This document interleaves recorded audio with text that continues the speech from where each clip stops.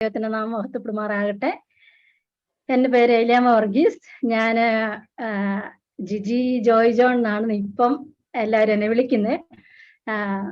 ഞാൻ 1987 മുതൽ 92 മാർച്ച് വരെ TMM ഉണ്ടായിരുന്നു. 41st ബാച്ചാണ്.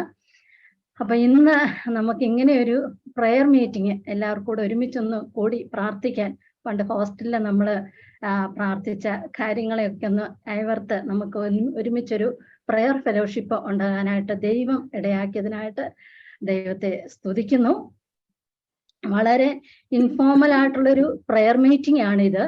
അപ്പൊ നമ്മൾ ഹോസ്റ്റലിൽ എങ്ങനെ ഹൃദ്യമായി പ്രാർത്ഥിച്ചോ ആവോളം ആ ഒരു ഫീലിംഗ്, ആ ഒരു അനുഭവം നമ്മൾക്ക് ഉണ്ടാകുക. അന്യോന്യം പ്രാർത്ഥനയിൽ അനേക വിഷയങ്ങൾ ഓർത്ത് ദൈവസന്നിധിയിൽ ജാഗരിക്കുക, പിന്നെ അന്യോന്യം ഓർമ്മകളും പരിചയങ്ങളും പുതുക്കുക. ഇതൊക്കെയാണ് നമ്മളുടെ ഇന്നത്തെ കൂടിവരവിന്റെ ലക്ഷ്യം. പിന്നെ ആക്ച്വലി ഈ മീറ്റിംഗ് നമ്മളിങ്ങനെ പ്ലാൻ ചെയ്ത് പ്രാർത്ഥിച്ചു വന്നപ്പം ആദ്യം നമ്മൾ വിചാരിച്ചു 15th ഞാനന്ന് ഗ്രൂപ്പിലിട്ടായിരുന്നല്ലോ 15th ചെയ്യാമെന്ന്, പിന്നെ 29th ചെയ്യാമെന്ന് വിചാരിച്ചു. പിന്നെ എല്ലാവരുടെയും കൂടെ ഡ്യൂട്ടി ഒക്കെ അറേഞ്ച് ചെയ്ത് വന്നപ്പോൾ ഏതായാലും 22nd എല്ലാവരും മാക്സിമം ആൾക്കാർ വില്ലിങ് ആയി വന്നു. ബട്ട് താങ്കിങ് ഗോഡ്, കഴിഞ്ഞ ദിവസം ആണ് പെട്ടെന്ന് കൊച്ചമ്മ നമ്മളെ വിട്ടു പോയിട്ട് 2 വർഷമായി എന്നൊരു ഓർമ്മ വന്നത്. ആക്ച്വലി ഞാൻ അതേക്കുറിച്ചോ അല്ലെങ്കിൽ എന്നോട് കൂടെ സംസാരിച്ചിരുന്ന ഞങ്ങളാരും അതേക്കുറിച്ച് അങ്ങനെ ഡിസ്കസ് ചെയ്തില്ല. പ്രിയ ഗ്രേസ് ഈ വിഷയമോർത്ത് പ്രത്യേകം പ്രാർത്ഥിക്കുകയും കോർഡിനേറ്റ് ചെയ്യാനായിട്ട് സഹായിക്കുകയും ചെയ്തു. അപ്പോ ഏതായാലും ഇപ്പോൾ ദൈവം അങ്ങനെ ഒരു സാവകാശം കൂടെ ഒരുക്കി, അതിനായിട്ട് ദൈവത്തെ സ്തുതിക്കുന്നു. അന്ന് കൊച്ചമ്മയുടെ ആ ഓർമ്മ നമ്മളൊന്ന് അനുസ്മരിക്കുന്നതിന് വേണ്ടി അന്ന് നമ്മൾ കൂടിയപ്പം 42nd ബാച്ച് ഒരു നല്ല പാട്ട് റെക്കോർഡ് ചെയ്തായിരുന്നു. അതന്ന് സാങ്കേതിക തടസ്സങ്ങൾ കൊണ്ട് സമയം ലഭ്യമല്ലാത്തത് കൊണ്ട് അത് പ്ലേ ചെയ്യാൻ പറ്റിയില്ല. അപ്പോൾ ഇന്ന് അത് ഗ്രേസ് പ്ലേ ചെയ്യാനായിട്ട് റെഡിയാക്കി വെച്ചിട്ടുണ്ട്. സോ ഈ മീറ്റിങ്ങിന്റെ ഇടയ്ക്ക് നമുക്ക് ഇന്നത് പ്ലേ ചെയ്ത് കേൾക്കാം. അത് മാത്രമല്ല, ഇന്ന് ഈ മീറ്റിംഗ് പ്രാർത്ഥിച്ച് സ്റ്റാർട്ട് ചെയ്യുന്നത് ഞങ്ങളുടെയൊക്കെ ഒരു സീനിയർ അമ്മാമ ഗ്രേസ് അമ്മാമ. നമ്മൾ നേരത്തെ പരിചയപ്പെട്ടു. ഇപ്പം മറിയാമ്മ കൊച്ചമ്മയുടെ മൂത്ത മോളാണ് അമ്മാമ. 28th ബാച്ചിലുള്ള അമ്മാമയാണ്. അമ്മാമ പ്രാർത്ഥിച്ച് സ്റ്റാർട്ട് ചെയ്യും. അതുപോലെ ഞങ്ങളൊക്കെ പഠിച്ച് വളരെ അതിനുശേഷം വന്ന, അതായത് ഇപ്പോഴത്തെ ഞങ്ങളൊക്കെ പഠിച്ച് 15 വർഷങ്ങളൊക്കെ കഴിഞ്ഞ ശേഷം വന്ന അനീമ എന്ന് പറഞ്ഞൊരു മോള് 57th ബാച്ച്. ആ മോള് ഒരു സങ്കീർത്തനം വായിച്ച് അതിൽ നിന്ന് ദൈവം തനിക്ക് കൊടുത്തിരിക്കുന്ന തോട്ട്സ് അത് ഷെയർ ചെയ്യുന്നതായിരിക്കും. പിന്നീട് പ്രിയ ഗ്രേസ് പ്രെയർ മാറ്റേഴ്സ് ഒക്കെ ഡിസ്കസ് ചെയ്ത് ബ്രേക്ക്ഔട്ട് റൂംസ് ഓപ്പൺ ചെയ്ത് നമുക്ക് കഴിഞ്ഞ ദിവസം നമ്മൾ പ്രാർത്ഥനയ്ക്ക് കൂടിയതാണല്ലോ, അപ്പോൾ അതുപോലെ നമുക്ക് ചെയ്യാവുന്നതാണ്. ഇതിനോടകം ആർക്കെങ്കിലും ഒക്കെ എന്തെങ്കിലും പ്രെയർ സബ്ജക്ട്സ് പറയാനായിട്ടുണ്ടെങ്കിൽ അതിനുള്ള സ്വാതന്ത്ര്യം എല്ലാവർക്കും ഉണ്ടായിരിക്കുന്നതായിരിക്കും. അപ്പോൾ ദൈവം നമ്മളെ സഹായിക്കട്ടെ. പ്രാർത്ഥനയോടുകൂടെ നമുക്ക് ഈ മീറ്റിംഗ് തുടങ്ങാം. അവസാനം നമുക്ക് എല്ലാവർക്കും കൂടെ ഒരുമിച്ച് ചേർന്ന് വന്ന് വീണ്ടും പരിചയപ്പെടാനായിട്ട് കർത്താവ് സഹായിക്കട്ടെ. പ്രിയ ഗ്രേസ് അമ്മാമയെ പ്രാർത്ഥിച്ച് സഹായിക്കാനായിട്ട് ക്ഷണിക്കും. നമുക്ക് പ്രാർത്ഥിക്കാം. മക്കളെ ഞങ്ങളുടെ ദൈവമേ സ്വർഗ്ഗപിതാവേ, കർത്താവേ, ഇന്ന് ലോകത്തിന്റെ പല ഭാഗത്തായിരിക്കുന്ന ഞങ്ങൾ കർത്താവേ, നിന്റെ സന്ധ്യയിൽ ഒരുമിച്ച് കൂടുവാൻ തക്കവണ്ണം ഞങ്ങൾക്കൊരു സാഹചര്യം ഒരുക്കി തന്ന അവിടുത്തെ വലിയ ദയക്കായിട്ട് സ്തോത്രം ചെയ്യുന്നു. ഉന്നതനായ ദൈവം കർത്താവേ, സർവ്വലോകത്തിന്റെ സൃഷ്ടാവായ ദൈവം, ഈ ലോകത്തിന്റെ സ്ഥാപനത്തിന് മുൻപ് തന്നെ കർത്താവെ ഞങ്ങളെ ഓരോരുത്തരെ അവിടെ തിരഞ്ഞെടുത്തതിനാൽ സ്തോത്രം ചെയ്യുന്നു. നിന്റെ മക്കളാക്കി തീർത്തതിനാൽ സ്തോത്രം ചെയ്യുന്നു. തന്റെ പുത്രനെ ഞങ്ങൾക്ക് വേണ്ടി വെടിഞ്ഞതിനാൽ സ്തോത്രം ചെയ്യുന്നു. സ്വന്തം പുത്രനെ ആദരിയാതെ ഞങ്ങൾക്ക് എല്ലാവർക്കും വേണ്ടി ജീവൻ തന്ന ഞങ്ങളുടെ ദൈവത്തിന്റെ സ്നേഹത്തിനായിട്ട് സ്തോത്രം ചെയ്യുന്നു. കർത്താവെ, ദേഹം എന്ന തിരശീല ഞങ്ങൾക്കായി ചീന്തി ജീവനുള്ള പുതുവഴിയായി കർത്താവെ വിശുദ്ധ മന്ദിരത്തിലേക്കുള്ള ഒരു പ്രവേശനം ഞങ്ങൾക്ക് തന്ന് മുഴുവൻ സ്വാതന്ത്ര്യത്തോടെ കർത്താവിനെ ഇന്ന് സ്തുതിപ്പാനും മഹത്വപ്പെടുത്തുവാനും ഒക്കെ അവിടെ നിങ്ങൾക്ക് നൽകിയ വലിയ കർത്താവെ സാഹചര്യത്തിൽ ഞങ്ങൾ നന്ദി പറഞ്ഞുകൊണ്ട് കർത്താവിനെ സ്തുതിക്കുന്നു. പ്രത്യേക ഞങ്ങൾക്കിങ്ങനെ കർത്താവെ ഒരു സൂം പ്ലാറ്റ്ഫോമിൽ എല്ലാവർക്കും കൂടെ പ്രാർത്ഥനയ്ക്ക് കൂടെ എന്തൊക്കെ സഹായിച്ചു. സ്തോത്രം. ഇതിന്റെ മുഖാന്തരങ്ങളൊക്കെ കർത്താവ് അറിയുന്നു. സഹോദരിമാരെ എല്ലാവരെയും നീ അവിടെ നിന്ന് ബലപ്പെടുത്തണം, സഹായിക്കണം. വചനം പറയുന്ന നിന്റെ മകളോടുകൂടി ഉണ്ടായിരിക്കണം. കർത്താവിന്റെ ദയക്കായിട്ട് ഞങ്ങൾ പ്രാർത്ഥിക്കുന്നു. കർത്താവെ, ആദ്യോടന്തം പ്രത്യേക കർത്താവെ യാതൊരു നെറ്റ് പ്രോബ്ലംസും ഇല്ലാതെ അവസാനം വരെ പോകാൻ തക്കവണ്ണം ദൈവം ഞങ്ങളെ സഹായിക്കണമേ. ഞങ്ങൾ എല്ലാവരും കർത്താവെ പ്രാർത്ഥനയിൽ ശക്തിപ്പെട്ടിരിപ്പാൻ, ഉണർന്നിരിപ്പാൻ, വിശ്വാസത്തിൽ നിലനിൽപ്പാൻ തക്കണം സഹായിക്കണം. ആദ്യോടന്തം കർത്താവിന്റെ പരിപാലനം, പരിശുദ്ധാത്മാവിന്റെ നിറവ് ഞങ്ങൾ ഓരോരുത്തരിലും ഉണ്ടായിരിക്കണമെന്ന് ഞങ്ങൾക്കായി ജീവൻ അർപ്പിച്ച ക്രിസ്തുവിന്റെ അതിമത്തുള്ള നാമത്തിൽ തന്നെ. ലൂക്കോസിന്റെ സുവിശേഷം 8-ാം അധ്യായം 43 മുതലുള്ള വാക്യങ്ങൾ. നമുക്ക് ഏവർക്കും പരിചിതമായ ഒരു വ്യക്തിയെ നമുക്ക് ഇവിടെ കാണാനായിട്ട് സാധിക്കുന്നുണ്ട്. 12 സംവത്സരമായി രക്തസ്രാവമുള്ളവളും സമ്പാദ്യമെല്ലാം വൈദ്യന്മാർക്ക് കൊടുത്തിട്ടും ആരാലും സൗഖ്യം വരുത്തുവാൻ കഴിയാത്തവളുമായ ഒരു സ്ത്രീ പുറകിൽ അടുത്തു ചെന്ന് അവന്റെ വസ്ത്രത്തിന്റെ തൊങ്ങൽ തൊട്ടു. ഉടനെ അവളുടെ രക്തസ്രവം നിന്നു. എന്നെ തൊട്ടത് ആരെന്ന് ഏറ്റു ചോദിച്ചു. എല്ലാവരും ഞാനല്ല ഞാനല്ല എന്ന് പറഞ്ഞപ്പോൾ, ഗുരോ, പുരുഷാരം നിന്നെ തിക്കി തിരക്കുന്നു എന്ന് പത്രോസും കൂടെയുള്ളവരും പറഞ്ഞു. യേശുവോ, ഒരാൾ എന്നെ തൊട്ടു, എങ്കിൽ നിന്ന് ശക്തി പുറപ്പെട്ടു, ഞാൻ അറിഞ്ഞു എന്ന് പറഞ്ഞു. താൻ മറഞ്ഞിരിക്കുന്നില്ല എന്ന് സ്ത്രീ കണ്ട് വിറച്ചും കൊണ്ട് വന്ന് അവന്റെ മുമ്പിൽ വീണു. അവനെ തൊട്ട സംഗതിയും തൽക്ഷണം സൗഖ്യമായതും സകല ജനവും കേൾക്കെ അറിയിച്ചു. അവൻ അവളോട്, മകളെ, നിന്റെ വിശ്വാസം നിന്നെ രക്ഷിച്ചിരിക്കുന്നു, സമാധാനത്തോടെ പോക എന്ന് പറഞ്ഞു. ഈ സ്ത്രീയെ കുറിച്ച് നമ്മൾ ചെറുപ്പം തൊട്ട് കേൾക്കുന്ന ഒരു സ്ത്രീയാണിത്. ഈ സ്ത്രീക്ക് ഒരു ശരിക്കും പറഞ്ഞ ഒരു ഐഡന്റിറ്റി ഇല്ല. അവളുടെ പേര് വെളിപ്പെടുത്തിയിട്ടില്ല, അവളുടെ പാരന്റ്സിനെ കുറിച്ച് പറഞ്ഞിട്ടില്ല, അവൾ ആരെന്നോ എന്തെന്നോ അറിയില്ല. ഇവളെ കുറിച്ച് നമ്മൾ പറയുമ്പോൾ എപ്പോഴും നമ്മൾ പറയുന്ന ഒരു കാര്യം, ഇവളുടെ ഒരു പ്രോബ്ലം ആണ് നമ്മൾ പറയുന്നത്. രക്തസ്രാവമുള്ള സ്ത്രീ, കുറച്ചുകൂടെ സ്പെസിഫിക് ആയിട്ട് പറഞ്ഞാൽ 12 വർഷമായിട്ട് രക്തസ്രാവമുള്ള ഒരു സ്ത്രീ. നമുക്ക് ആർക്കും ഒരു നെഗറ്റീവ് ആയിട്ടുള്ള ഒരു രീതിയിൽ നമ്മളെ മറ്റുള്ളവർ അറിയുന്നത് നമുക്ക് ഇഷ്ടമുള്ള ഒരു കാര്യമല്ല. പക്ഷെ പലപ്പോഴും നമ്മൾ അങ്ങനെയാണ് ഈ സമൂഹത്തിൽ നമ്മൾ കണ്ടിട്ടുള്ളത്. നമ്മൾ ഒരു കാര്യം, നമ്മൾ ഒരു രോഗമുള്ള ഒരാളാണെങ്കിൽ എപ്പോഴും ആ സ്ത്രീ അറിയില്ലേ, ഇന്ന രോഗമുള്ള ഒരു സ്ത്രീ, ആ പുള്ളിക്കാരത്തി അറിയില്ലേ, കുറെ നാളായിട്ട് കരഞ്ഞ് എപ്പോഴും സാക്ഷ്യം പറയുന്ന ഒരു സ്ത്രീ, ഈ പുള്ളിക്കാരത്തി അറിയില്ലേ, മറ്റേ വയ്യാതിരിക്കുന്ന ആ പുള്ളിക്കാരന്റെ വൈഫ്. ഇങ്ങനെ ഒരു ഐഡന്റിറ്റി ഉള്ള ഒരു സമൂഹത്തിലാണ് നമ്മൾ എല്ലാവരും ജീവിച്ചിരിക്കുന്നത്. ഈ സ്ത്രീയെ ഒന്ന് നോക്കുക. ഇവൾക്ക് അവളുടെ ഒരു വല്ലാത്തൊരു അസുഖമാണ്, അവളുടെ ഒരു സിക്നസ് ആണ് അവളുടെ ഐഡന്റിറ്റി. രക്തസ്രാവമുള്ള ഒരു സ്ത്രീ. നമ്മൾ എല്ലാവരും സ്ത്രീകളാണ്. അപ്പൊ നമുക്കറിയാം 12 വർഷമായിട്ട് രക്തസ്രാവമുള്ള ഒരു സ്ത്രീ എന്ന് പറയുമ്പം അവൾക്ക് ഒരിക്കലും അതിനെക്കുറിച്ച് മറ്റുള്ളവർ പറയുന്നത് കേൾക്കാനുള്ള ഒരു ആഗ്രഹം അവൾക്ക് കാണത്തില്ല. പക്ഷേ അത് ഓട്ടോമാറ്റിക്കലി അവളുടെ ജീവിതത്തിലേക്ക് കടന്നു വന്നിരിക്കുകയാണ്. 12 വർഷമായി രക്തസ്രാവമുള്ള ഒരു സ്ത്രീ. ഓക്കെ, ഇങ്ങനെ ഐഡന്റിറ്റി ഇല്ലാത്തൊരു സ്ത്രീ യേശുവിനെ കാണാനായിട്ട് വന്നു. അവള് ഭയങ്കര ക്ഷീണിതയായിരിക്കും അല്ലെ? ഇത്ര രക്തസ്രാവമുള്ള ഒരു സ്ത്രീ ആണെങ്കിൽ അവള് ക്ഷീണിച്ചിട്ടായിരിക്കും വരുന്നത്. ഈ പുരുഷാരത്തിന്റെ ഇടയിലേക്ക് കടന്നു ചെല്ലാനുള്ള ആരോഗ്യം അവൾക്ക് ഉണ്ടോ എന്ന് ഞാൻ എപ്പോഴും ചിന്തിക്കാറുണ്ട്. പക്ഷേ അവളെ മാത്രം നമ്മൾ ഫോക്കസ് ചെയ്ത് ചിന്തിക്കുകയാണെങ്കിൽ അവൾക്ക് ഇനി വേറെ ഒരു സ്ഥലത്തേക്കും പോകാനില്ല. അവള് 12 വർഷമായിട്ട് അവളിങ്ങനെ സഫർ ചെയ്യാണ്. അവള് സമ്പാദ്യം എല്ലാം കഴിഞ്ഞു. പല വൈദ്യന്മാരുടെ അടുത്ത് മാറി മാറി പോയിട്ടും അവൾക്ക് രക്ഷയില്ല. ഇനി അവളുടെ ചിന്തയിൽ ഇനി ഒരു ഒറ്റ ലക്ഷ്യമേ ഉള്ളൂ, എങ്ങനെയാലും കർത്താവിന്റെ സന്നിധിയിലേക്ക് ചെല്ലണം. ഇവിടെ ഒരു ഉത്തരമുണ്ടെന്നുള്ള ഒരു ഉറപ്പ് അവൾക്കുണ്ട്. അവൾക്ക് ഈ പുരുഷാരമോ ഇവിടെ നടക്കുന്ന ബഹളങ്ങളോ ഇവിടുത്തെ ഈ കാഴ്ചകളോ ഒന്നും അവൾ കാണുന്നില്ല, കേൾക്കുന്നില്ല. അവളുടെ ഉള്ളിൽ ഒരു ലക്ഷ്യമുള്ളത് കർത്താവ് മാത്രമാണ്, കർത്താവിന്റെ സന്നിധി മാത്രമാണ്. അവൾക്കറിയാം തന്റെ പ്രയാസത്തിനുള്ളൊരു ഉത്തരം അത് ഇന്ന് ലഭിക്കണം. ഇന്ന് കർത്താവിന്റെ സന്നിധിയിൽ ഞാൻ ചെന്ന് നിന്ന് അത് ചോദിച്ച് വാങ്ങിയില്ലെങ്കിൽ എനിക്കിനി ഒരു അവസരം കിട്ടില്ലെന്നുള്ളത് അവൾക്ക് തീർച്ചയായിട്ടും അറിയാം. ഒരു കാര്യം നേടാനായി ഇനി അവൾ കർത്താവിന്റെ സന്നിധിയിലേക്ക് കടന്നു വരികയാണ്.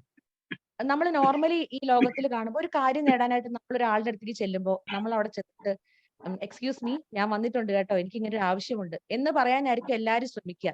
നമ്മൾ ഒരിക്കലും ആ ആളുടെ മുന്നിൽ പോയി നിന്ന് സംസാരിക്കാനേ നമ്മൾ ശ്രമിക്കുള്ളൂ. ഇവിടെ ഒന്ന് നോക്കുക, ഈ സ്ത്രീ എവിടെയാണ് നിൽക്കുന്നത്? പുറകിലാണ് നിൽക്കുന്നത്. അവൾ എന്തുകൊണ്ടായിരിക്കും പുറകിൽ നിന്നെന്ന് ഞാൻ ചിന്തിക്കാൻ ഇടയായി. എന്തുകൊണ്ടായിരിക്കും ഈ സ്ത്രീ പുറകിൽ നിൽക്കുന്നത്? അവൾക്ക് ഒരു ആവശ്യമുണ്ട്. അപ്പോൾ അവൾ കർത്താവ് അവളെ കാണണ്ടേ? അപ്പൊ അവൾ മുന്നിലല്ലേ നിൽക്കേണ്ടത്? പക്ഷെ ഈ സ്ത്രീ ഇന്ന് പുറകിലാണ് നിൽക്കുന്നത്. മുന്നിൽ നിന്ന് ഇന്ന് പല കാര്യങ്ങളും ചെയ്യുന്ന ഒരുപാട് പേരുണ്ട്.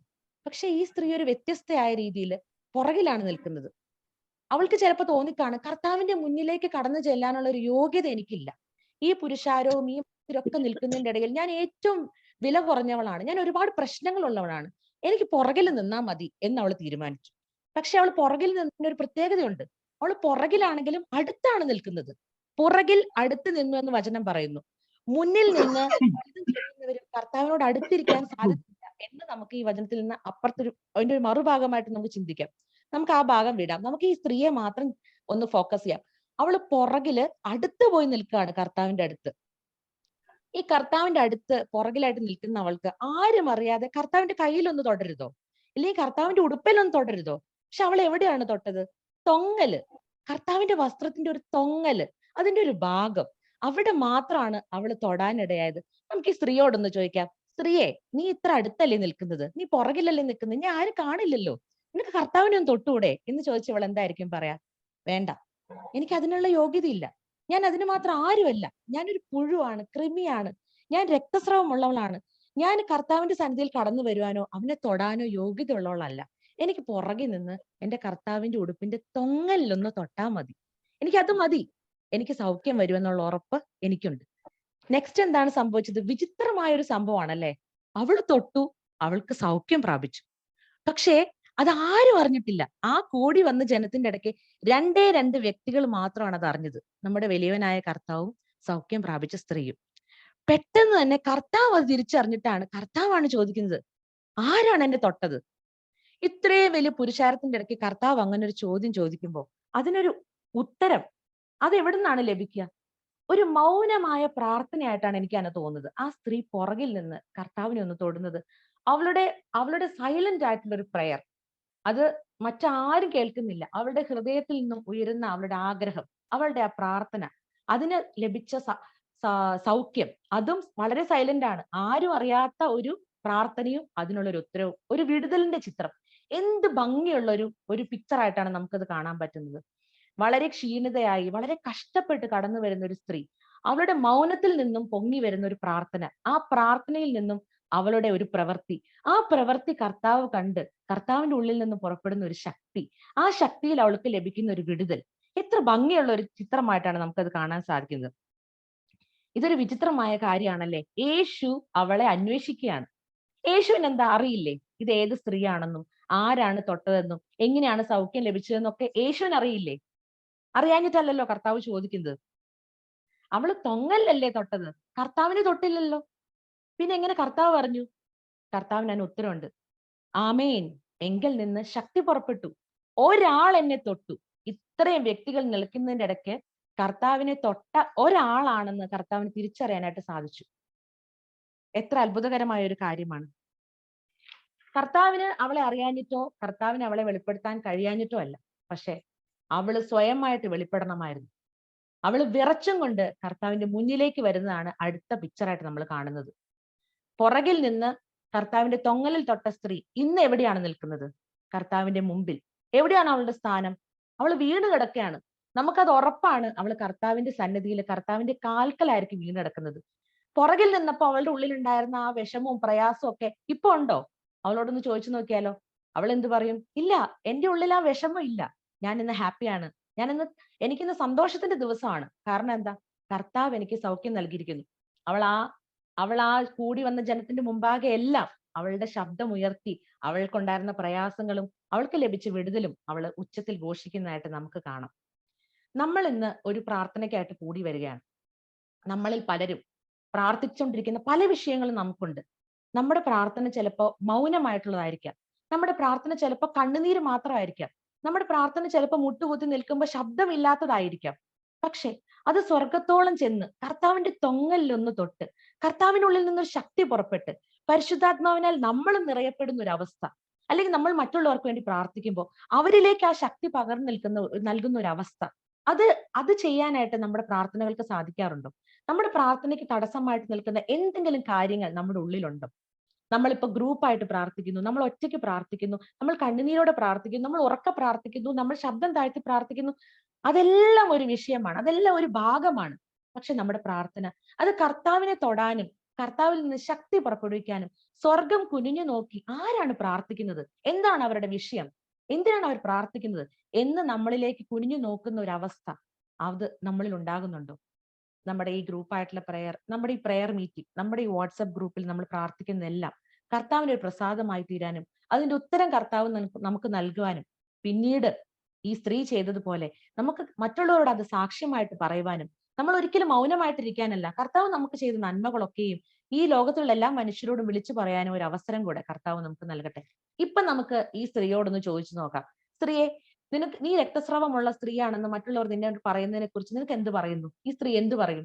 എനിക്കതൊരു വിഷയമല്ല, ലോകം എന്നെ എന്തും പറഞ്ഞുകൊള്ളട്ടെ, എന്റെ പേര് എന്തുമായിക്കൊള്ളട്ടെ, ഞാനും എന്റെ കർത്താവും തമ്മിൽ പേഴ്സണൽ ആയിട്ട്, ഞങ്ങൾക്ക് വളരെ ഇന്റിമേറ്റ് ആയിട്ട് എന്റെ ജീവിതത്തിൽ ലഭിച്ച സൗഖ്യമാണത്. അത് എനിക്കും എന്റെ കർത്താവിനും മാത്രമുള്ളതാണ്.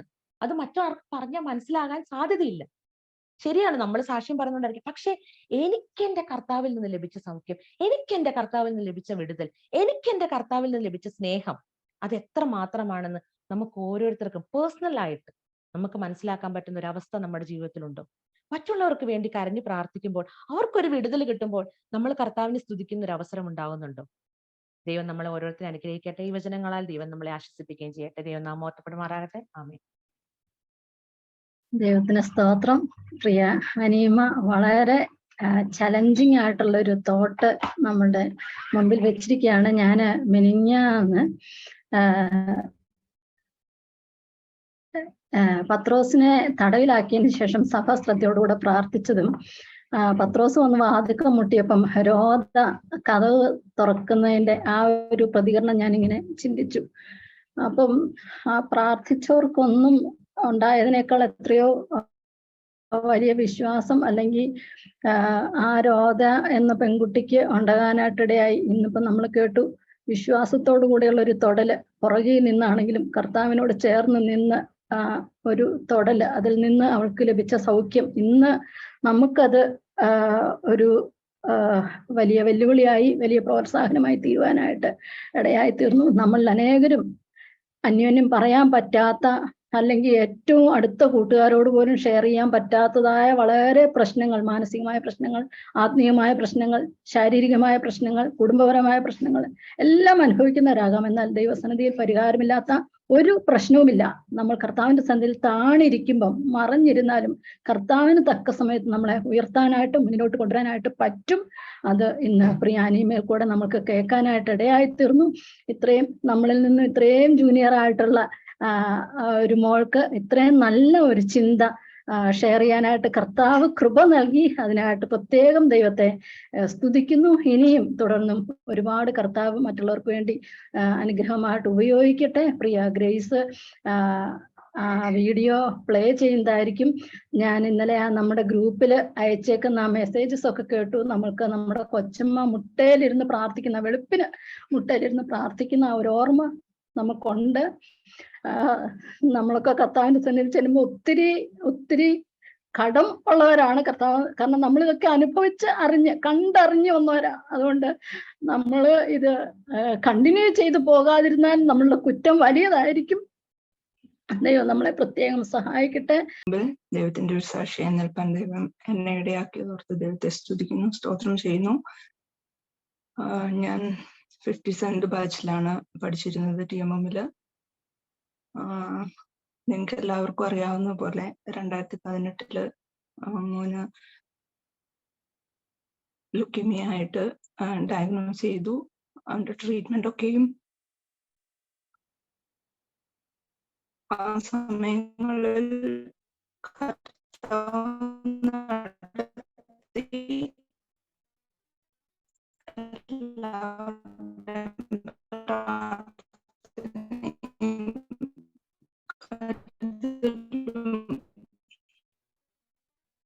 എല്ലാം ഞങ്ങൾക്കൊപ്പം ഉണ്ടായി. അവന് പൂർണ്ണമായ സൗഖ്യം ദൈവം തന്നിരുന്നു. അതിനുശേഷമാണ് ഞാൻ വളരെ നാളുകൾക്ക് എൻ്റെ കരിയറിൽ വലിയൊരു ഗ്യാപ്പ് ഉണ്ടായിരുന്നു. അതിനുശേഷം ഞാനും തീരുമാനിച്ചു എന്ന അടുത്ത ജോലിക്കായിട്ട് പോകാമെന്നുള്ള ഇതിലാണ് ഞാൻ UK-യുടെ കാര്യങ്ങളൊക്കെ നോക്കിയത്. ദൈവം അവിടെയും തക്ക സമയത്ത് തന്നെ എല്ലാം വളരെ ഭംഗിയായി നടത്തി തന്നു. എന്നാൽ ഇവിടെ വന്ന് 1 മാസം കഴിയുന്നതിന് മുമ്പ്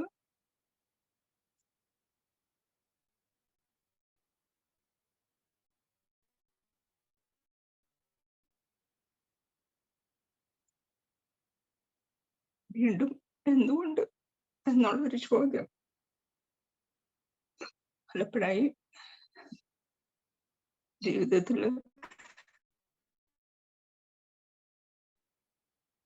വരുന്നേ മനസ്സിലാക്കുന്നു.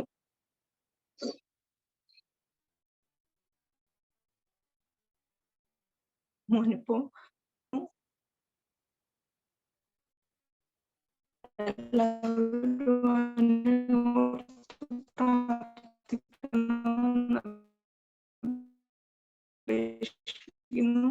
എനിക്കറിയാം, എന്നെ ഉണ്ടെന്നറിയാം.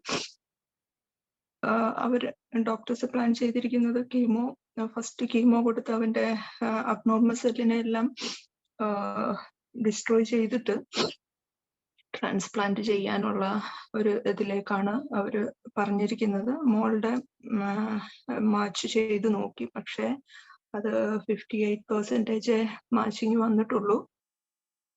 100% മാച്ചിങ് ഉള്ള ഡോണേഴ്സിനെ കിട്ടുമോ എന്നുള്ള ഇതിൽ വെയിറ്റിംഗിലാണ്. കർത്താവ് നടത്തുമെന്ന് പൂർണ്ണമായി വിശ്വസിച്ചുകൊണ്ട് ഞങ്ങൾ മുമ്പോട്ട് പോകുന്നു.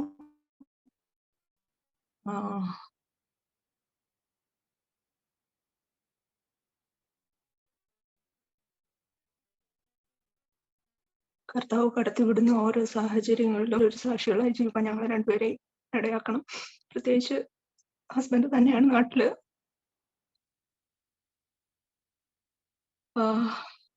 അപ്പം പുള്ളിക്കും കുഞ്ഞുങ്ങളെ രണ്ടുപേരെയും ടേക്ക് കെയർ ചെയ്യാൻ ആവശ്യമായ കൃപ കിട്ടേണ്ടതിന് പ്രത്യേകം പ്രാർത്ഥനയിൽ എല്ലാവരും ഓർക്കണമെന്ന് അപേക്ഷിക്കുന്നു. അത് മാത്രമല്ല, എല്ലാ കാര്യങ്ങളും നടക്കണം. അതിലുപരി മോന്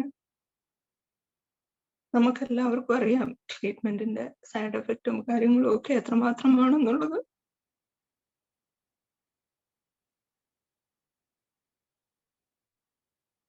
അതൊക്കെയും തരണം ചെയ്ത് ചെയ്യാനുള്ള ഒരു കൃപ ദൈവം അവന് നൽകാൻ വേണ്ടി പ്രാർത്ഥിക്കണമെന്ന് അപേക്ഷിക്കുന്നു. ഞാൻ എന്റെ സാക്ഷ്യത്തിൽ നേരിടുന്നു. ഫിലിപ്പ് ലേഖനം 4-13 വാക്യം. എന്നെ ശക്തനാക്കുന്നവൻ മുഖാന്തരം ഞാൻ സകലത്തിനും മതിയാകുന്നു. എന്റെ ദൈവമോ നിങ്ങളുടെ ബുദ്ധിമുട്ടൊക്കെയും മഹത്വത്തോടെ കണ്ടത് ധനത്തിനൊന്നും ക്രിസ്തുവേശുവിൽ പൂർണ്ണമായി ദൈവം നമ്മൾ വാഴ്ത്തപ്പെടുമാറാട്ടെ. അമ്മമാരായിരിക്കുന്ന നമുക്കൊക്കെ അറിയാം, കുഞ്ഞുങ്ങൾക്ക് ഒരു പനി വന്നാൽ തന്നെ അവരുടെ അടുത്ത് ഇരുന്ന് അവരെ നോക്കാനാണ് നമുക്കൊക്കെ ആഗ്രഹമുള്ളത്. എന്നാൽ ബ്ലസ്സിക്ക് വളരെയധികം ദൂരെ ഇടയ്ക്കൊന്നും പോകാൻ പോലും പറ്റാത്തവണ്ണം വളരെയധികം ഈ ദൂരെ UK അത്രയും ദൂരെയാണ്. ഫൈനാൻഷ്യൽ ബേർഡനൊക്കെ നമുക്കറിയാമല്ലോ. ഒരു കീമോതെറാപ്പി, ബോൺ മാരോ അങ്ങനെയൊക്കെ ഉള്ള ട്രീറ്റ്മെന്റിനുള്ളത് 65 ലക്ഷത്തോളം രൂപയുടെ ചെലവ് ഉണ്ട്. വെല്ലൂരിൽ ആയിരിക്കുന്നു കുഞ്ഞ്. അതുകൊണ്ട് ബ്ലസ്സി വളരെയധികം ഓവർ ടൈം ചെയ്ത് ഫൈനാൻഷ്യൽ നീഡൊക്കെ മീറ്റ് ചെയ്യാനായിട്ട് ശ്രമിക്കുന്നു. 2 കുഞ്ഞുങ്ങളെയും, ഈ അസുഖമുള്ള കുഞ്ഞിനെയും മറ്റേ മോളെയും ഒക്കെ ബ്ലസ്സിയുടെ ഹസ്ബൻഡ് നോക്കുകയും കുഞ്ഞിന്റെ ട്രീറ്റ്മെന്റും ഒക്കെ ചെയ്യുന്നതുകൊണ്ട് വളരെയധികം നമുക്ക് ബ്ലസ്സി ഓർത്ത് പ്രാർത്ഥിക്കുകയും അവരുടെ സാഹചര്യത്തിനും താല്പര്യത്തിനും അനുസരിച്ച് നമ്മൾ റീച്ച് ഔട്ട് ചെയ്യുന്നതും നല്ലതായിരിക്കും. നമ്മൾ ഓരോരുത്തർക്കും വരുന്ന നീഡൊക്കെയും do to others what you want them to do for you, അങ്ങനെയാണല്ലോ മത്തായിയുടെ സുവിശേഷത്തിൽ പറഞ്ഞിരിക്കുന്നത്. So may God help us to share her burden as well. So കർത്തൻ കാഹളനാദത്തിൽ എല്ലാ വിശുദ്ധന്മാരോടും നമ്മൾ ഒത്തുചേരുമ്പോൾ എസ്എംഎ കൊച്ചമ്മയെ അതുപോലെ നമ്മളെ വിട്ടുപോയ എല്ലാ വിശുദ്ധന്മാരോടും ഒപ്പം ചേർന്ന് നമുക്ക് കർത്താവിനെ ആരാധിക്കാം. ഇതിപ്പം കൊച്ചമ്മയുടെ ഒരു ഡെത്ത് ആനിവേഴ്സറി എന്ന് പറഞ്ഞ് നമ്മൾ കൂടി മീറ്റിംഗ് ഒന്നും അല്ല എങ്കിലും വളരെ യാദൃശ്ചികമായിട്ട് ഇങ്ങനെ സംഭവിച്ചു. ഒത്തുചേരാൻ ഇടയായതാണ്. അതോർത്തും ദൈവത്തെ സ്തുതിക്കുന്നു. കാര്യം ഇങ്ങനെ നമ്മളെ നടത്തിയവരെയും നമ്മള് മാതൃകയായവരെയും നമ്മൾ ഓർക്കുന്നതും അത് അനുകരിക്കുന്നതും വളരെ നല്ല കാര്യമാണല്ലോ. നമ്മളെ വളരെയധികം ഡിസിപ്ലിനിൽ നമ്മളെ ട്രെയിൻ ചെയ്യിച്ചു. അനേകർക്ക് കർത്താവിനെ കണ്ടെത്തുവാനും എസ്എംഎ കൊച്ചമ്മ മുഖാന്തരം ഇടയായി. നല്ല മനോഹരമായിട്ട് ബാച്ച് നമ്പർ 42 ഈ പാട്ടൊക്കെ അന്ന് പ്രിപ്പയർ ചെയ്തായിരുന്നു. മെമ്മോറിയൽ സർവീസ് നമ്മൾ നടത്തിയപ്പം ഞാൻ ബാച്ച് 42 ബാച്ചിനോട് ഞാൻ ക്ഷമ ചോദിക്കുന്നു. എനിക്ക് അന്നത് പ്ലേ ചെയ്യാനായിട്ട് സാധിച്ചില്ല. നമുക്ക് ടൈം കൺസ്ട്രെയിൻ ഉണ്ടായിരുന്നു. തന്നെയല്ല, അതെന്റെ ലഭിച്ച് എൻ്റെ വാട്സപ്പ് വന്നൊക്കെ താമസിച്ചു പോയി. എനിക്ക് എല്ലാത്തിനും കൂടെ അന്ന് ചെയ്യാനായിട്ടുള്ള സാഹചര്യം കിട്ടിയില്ല. അവർക്കത് വളരെ വിഷമമായി പോയെന്ന് എനിക്കറിയാം. പക്ഷെങ്കിൽ God does things beautiful in his time. ഇപ്പോൾ നമുക്കത് നന്നായിട്ട് കേൾക്കുവാനിടയായി. നല്ല ഭംഗിയായിട്ട് ഇത് ചെയ്ത 42nd ബാച്ചിനെ ഞാൻ അഭിനന്ദിക്കുന്നു. Thiruvalla medical mission hospital school of നഴ്സിംഗിനോടനുബന്ധിച്ച് വാർഡനായി അനേക സംവത്സരങ്ങൾ സുദീർഘമായ സേവനം അനുഷ്ഠിച്ച എസ് എ മേരി കൊച്ചമ്മ കർത്തൃസന്നിധിയിൽ ചേർക്കപ്പെടുവാനിടയായി. പ്രിയ കർത്തൃദാസി ഞങ്ങൾക്ക് നല്ലൊരു വഴികാട്ടിയും ആത്മീയ ഗുരുവുമായിരുന്നു. കൊച്ചമ്മയുടെ നല്ല ഓർമ്മകൾക്ക് മുമ്പിൽ ഈ ഗാനം ഞങ്ങൾ സമർപ്പിക്കുന്നു. ദൈവനാമം മഹത്വപ്പെടുമാറാകട്ടെ.